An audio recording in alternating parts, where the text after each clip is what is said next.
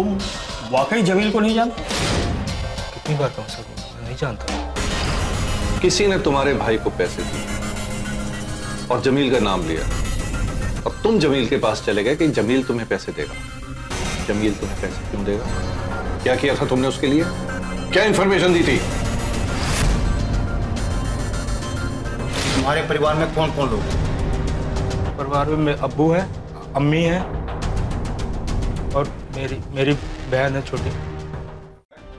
Officers, अब आएगा मजा। अब आप और हम मिलकर दुश्मन के छक्के छुड़ा देंगे। यस सर,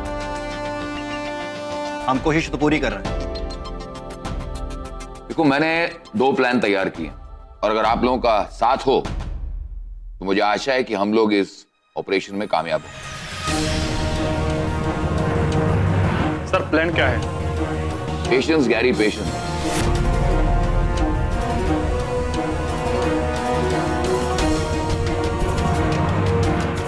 वक्त आने पर आप लोगों को सब कुछ बताऊंगा। इनफैक्ट ये आप लोगों के साथ ही तो शेयर करना है। मैंने प्लान बनाया है, सीओ साहब को दिखाऊंगा, वो अप्रूव करेंगे। वैसे ये 4 मिलिटेंट्स जो हमारे हाथ लगे हैं, I must tell you, two very big catch. Yes sir.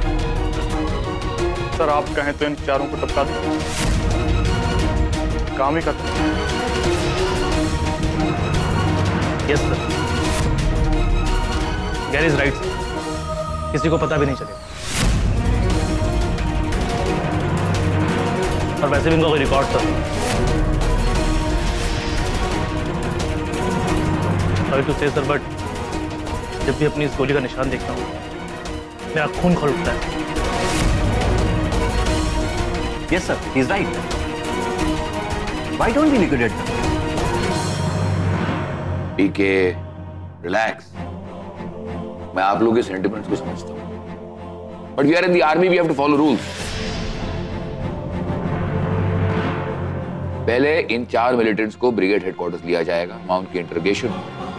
उसके बाद उनको सिविल अथॉरिटीज को हैंड ओवर किया जाएगा, then the courts will take over, right? Yes sir, you are right. We should follow the government rules and regulation. We are in army. करती ना जो अखाड़ी कल सब कुछ मंत्री पट्टा पैदा हो गया। गैरी ना कर यार, जगह तो देख यार। Yes, Vicky, Gary, something interesting, something serious. You want to tell me? No sir, nothing sir. Nothing sir. Sir, ये गैरी कुछ भी बोलते रहता है sir. He always talks about me sir. वो उसके एक्सप्रेशन से पता चलता है सर। वो अपना लैंग्वेज में ना सर मेरा मजाक उड़ाता है। आप एक बार उसको स्ट्रिक्ट वार्निंग दीजिए, हाउ टू रिस्पेक्ट सीनियर्स। इसके नाल मजाक ना करें। सर, आप इतना प्यार से फायरिंग करेगा ना, ही वोंट अंडरस्टैंड सर।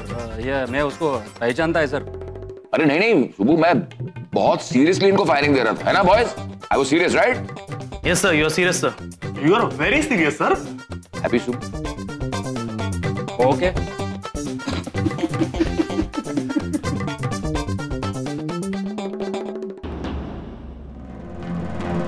तो अमन, तुम जमील को कैसे जानते हो? मैंने कुछ नहीं किया साहब। जितना पूछा जाए, जो पूछा जाए उतना बताओ। तुम इसको कैसे जानते हो?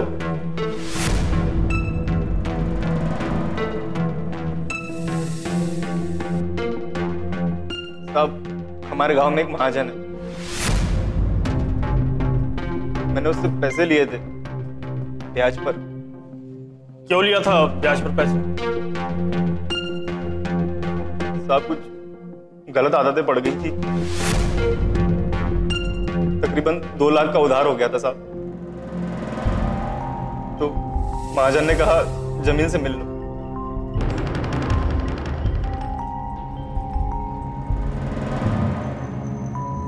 उसने जमील से मिलने के लिए क्यों कहा? साहब, महाजन जानता था कि भाईजान फौज में है और यहीं पर ड्यूटी में है।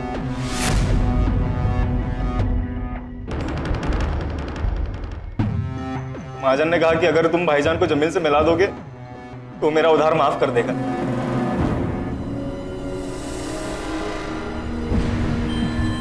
तो जमील, तुम्हें जमन ने क्या बताया? कुछ नहीं बताया जनाब, एक बार ही तो आया था मेरे पास, और वैसे भी ये सब नाटक कर रहा है। मैं ना तो किसी महाजन को जानता हूं और ना ही मेरा पैसे का लेन देन का कोई धंधा।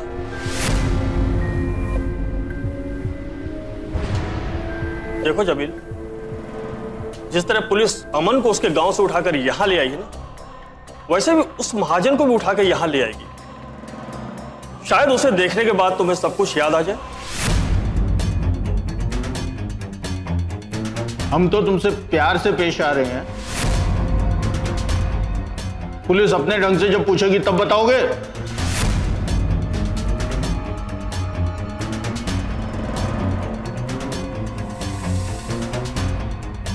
इसकी हड्डियां बहुत पक्की हैं, ये नहीं बोलेगा।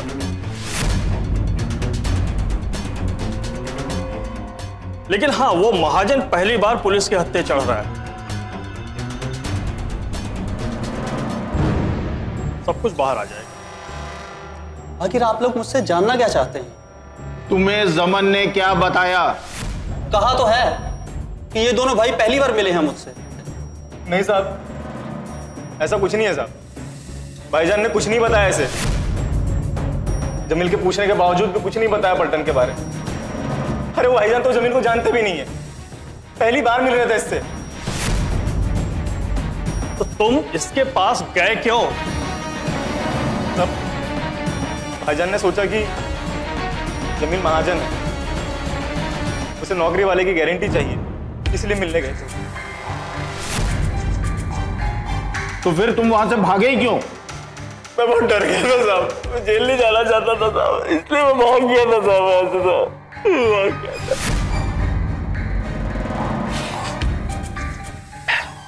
मुझे लगता है कि जमील को पुलिस कस्टडी में हमें भेज देना चाहिए और अमन को महाजन के आने तक अपनी कस्टडी में रखना।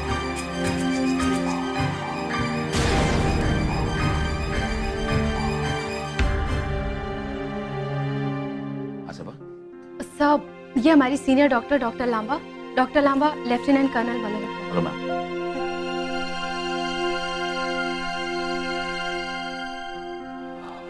Yes doctor. मुझे प्रिया के लिए बुलाया गया है।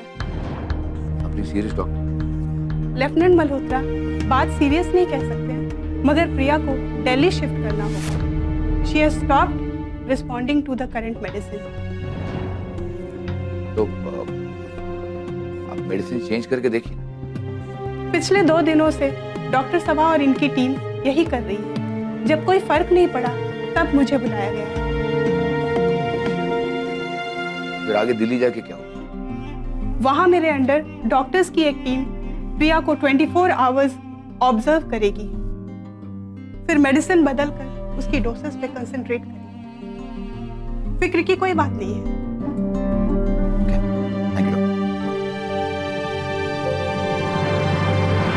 हाँ जी बेटा। पापा, आप मुझे बर्थडे वाला गिफ्ट दोगे ना? पापा, आप मुझे गिफ्ट देंगे ना?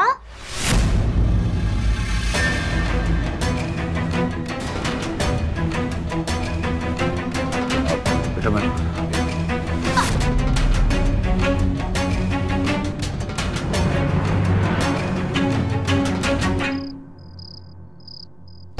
इंदर, खुश रहा करो। ये तुम्हारी उदासी मुझे बेचैन कर देती। हाँ, बेचैन तो हूँ। अब क्या प्रॉब्लम है? नीलिमा तो दिल्ली जा रही है ना? नीलिमा की बात नहीं है, प्रिया के बारे में सोच रहा हूँ, उसकी बीमारी के बारे में। मतलब उसकी बीमारी को लेके बहुत बेचैन। काश मैं उस बच्ची के लिए कुछ कर पाता। हाँ वो तो है, लेकिन टेंशन क्यों लेते हो? डॉक्टर्स हैं ना? हाँ डॉक्टर्स हैं, मगर पता नहीं है। हेडेक है? और बताओ, ऑफिस में क्या चल रहा है? सब ठीक ही चल रहा है, बस अपनी सक्सेस को 100% एंजॉय नहीं कर पा। सरहद पर कोई नया मिशन सक्सेसफुल हुआ है क्या? हाँ भी नहीं भी। मतलब आर्मी में कहते हैं कि कोई भी मिशन सक्सेसफुल नहीं कहलाता जब तक 100% सक्सेस ना मिले। 100% सक्सेस कोई नया मिशन है क्या?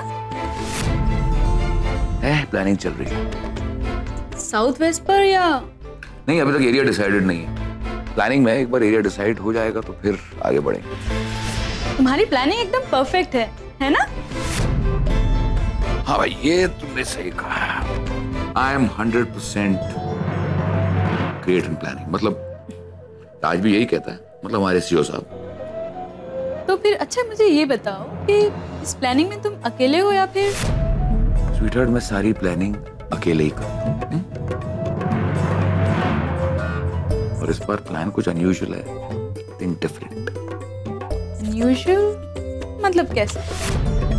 ये क्या प्लानिंग मैंने लगा रखी, बस ना मौके को देखो, प्लानिंग मैंने में लगी। तो जाओ एक अच्छा सा ड्रिंक प्लीज।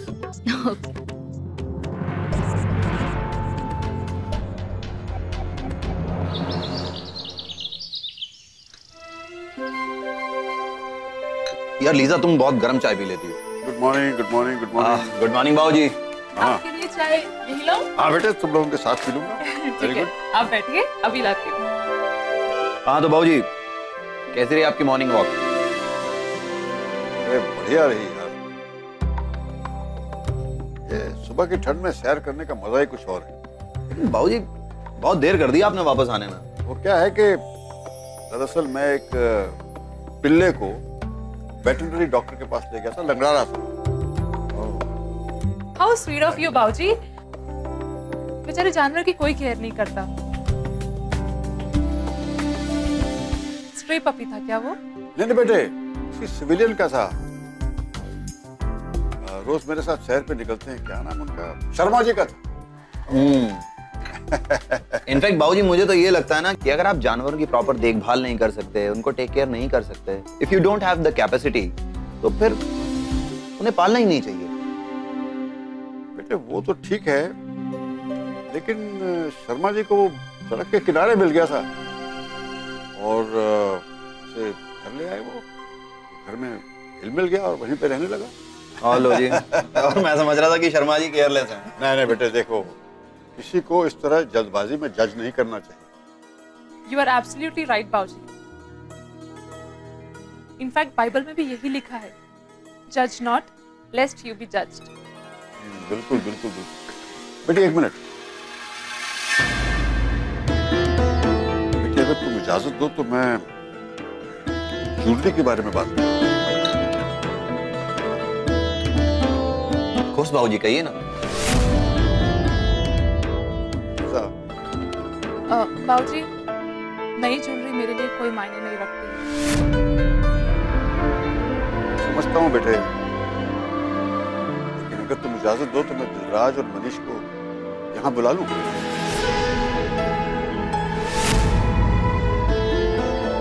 तुम्हारे सामने बात हो जाएगी, शायद उससे पता चल जाए कि ये ज्वेलरी उसने किसको बेची। लेकिन बाबूजी उससे फायदा क्या होगा? बेटी मैं कोशिश करूंगा इस ज्वेलरी को उस आदमी से वापस खरीदने की। बाबूजी मुझे नहीं लगता कि मेरी ज्वेलरी अब मुझे मिल पाएगी। मुझे तो बस इस बात की टेंशन है, मैं डैड को कैसे समझाऊं। इतना नाउम्मीद नहीं होना चाहिए, अपनी तरफ से पूरी कोशिश करेंगे। अगर नहीं पता चला तो तुम चिंता मत करो, ब्रिगेडियर साहब से बात मैं करूं।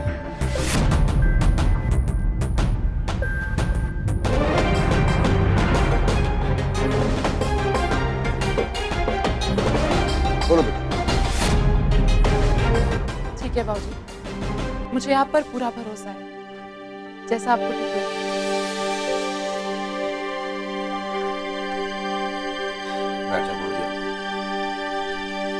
आप ना बेकार में परेशान मत हुआ करो। बेकार में थोड़ी हूँ, ये हादसा सब ठीक हो जाएगा बाबूजी।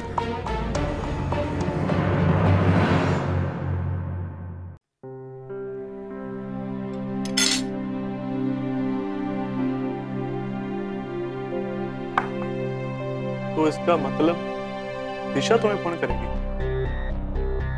हाँ, तिरु अंकल कह के तो यही गए। तिरु अंकल? अब वो मामा से तिरु अंकल हो गया?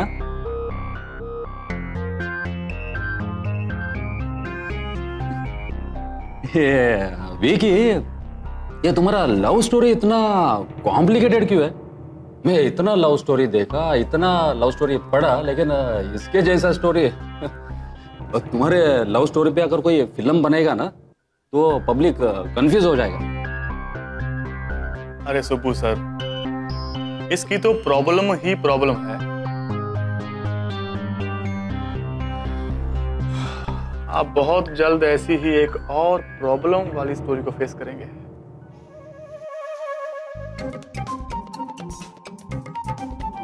किसकी स्टोरी? साडी। साडी मतलब क्या? एक्सप्लेन करो। अरे सुब्बू सर, आपको तो पता है मेरे घर के माहौल के बारे में। हाँ। अगर तो स्वाति को उन्होंने पसंद किया होता तब तो बात बन गई थी। अब स्वाति को पसंद किया है मैंने। अब स्वाति को लेकर मेरे घर में कोई ना कोई बड़ा पंगा पड़ेगा ही पड़ेगा, पक्का। यार ये वो छोड़ो, तुम्हारा पापा गांव का बोला वाला क्या बोलते हो, बोला वाला आदमी है। मैं उनको एक्सप्लेन करेगा, आई विल कन्विंस हिम। अरे सुब्बू सर, पापा को तो मैं भी समझा लूंगा। अरे बात तो भुआ जी की है, अब भुआ जी को कौन समझाएगा? अब ये बुआ नया कैरेक्टर कौन सा आ गया? सुब्बू सर, भुआ मतलब मेरे पापा की बड़ी बहन। अरे आपको नहीं पता, मेरे लिए 26 रिश्ते लेकर आई है, एक से बढ़कर एक। इतनी सोनी सोनी कुड़ी है। फोटो दिखाती, मैं ना कर देता। वो कोई यहां भी तो लगनी चाहिए ना। यार आर्ट इधर नहीं होता, आर्ट इधर होता। हाँ, इधर लगनी चाहिए ना।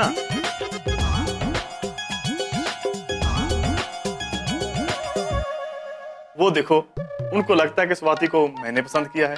अब इसी बात से वो बदला लेंगी मेरे से। कौन मनाएगा उनको भाई? यार ये सब ठीक हो जाएगा, तुम थोड़ा टाइम देगा ना तो सब ठीक हो जाएगा। एक्चुअली सर, पंजाब में ऐसी शादियां होती हैं भाई। आधा पंजाब तो कनाडा अमेरिका में बैठा है। अरे गोरियों से शादियां करते हैं, अरे खुले दिल से अपना लेते हैं। लेकिन मेरे घर की समस्या उल्टा है। बुआ जी को इस बात का दुख होगा कि स्वाति को मैंने पसंद किया है, और इसी बात पे वो पक्का कोई ना कोई स्यापा पाएंगे। स्यापा? ये कोई बैड वर्ड यूज कर रहा है? अरे नहीं सुबह सर, स्यापा कोई बैड वर्ड नहीं है। स्यापा मीन्स प्रॉब्लम्स, कोई प्रॉब्लम्स होने वाले। हाँ, लेकिन मैटर कॉम्प्लिकेटेड है।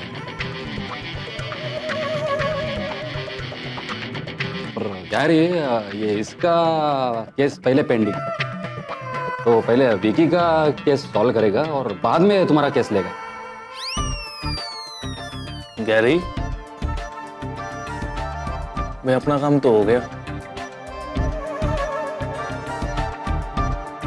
सुब्बू सर, एक काम करते हैं, आपके रूम के बाहर एक नेम प्लेट पे लिखवाएं कैप्टन सुब्रमण्यम, अफेयर स्पेशलिस्ट। तुम भी मिल गया, तुम दोनों मिल गए मेरा लेग पुलिंग कर रहा है। मैं एक तो तुमको हेल्प कर रहा है, but okay, still I will solve your problem because I am senior. Sir,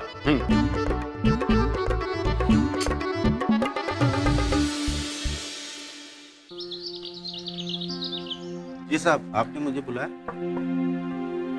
ठेकेदार साहब, आप कैसे चाय पिलाते हो जवान? सर, मैं तो क्वालिटी का पूरा ख्याल रखता हूँ। हाँ, आप इसे क्वालिटी बोलते हैं। ऐसे करो, आधे घंटे बाद मेरे ऑफिस में मिलोगे। जी साहब। बिल्लू सिंह साहब, कम से कम आप ही देख लिया करो कि जवानों को खाने पीने में क्या मिल रहा है।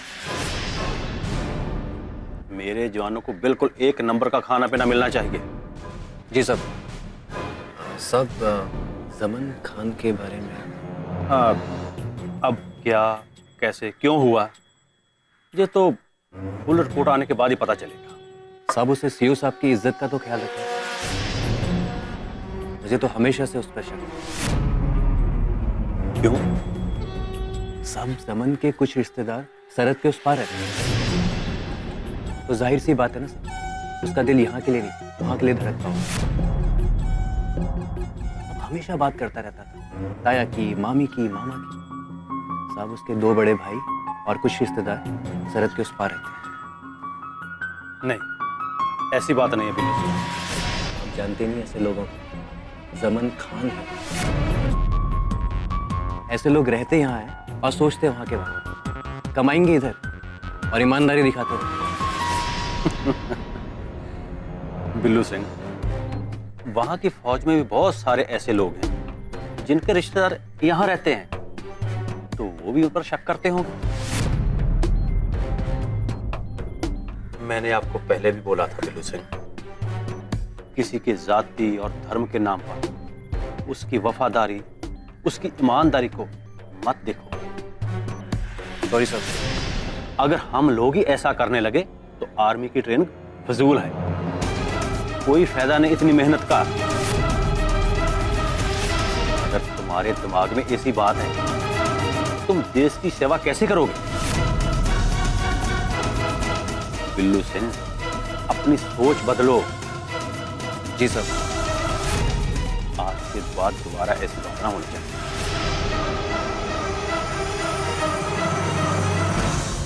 ये कुछ पेपर्स हैं सब, इस हदायत को पढ़ो और फॉलो करो।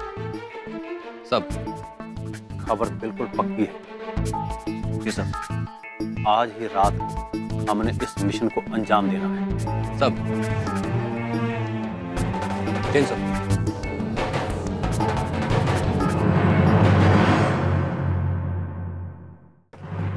अबे पत्थर किसने मारा?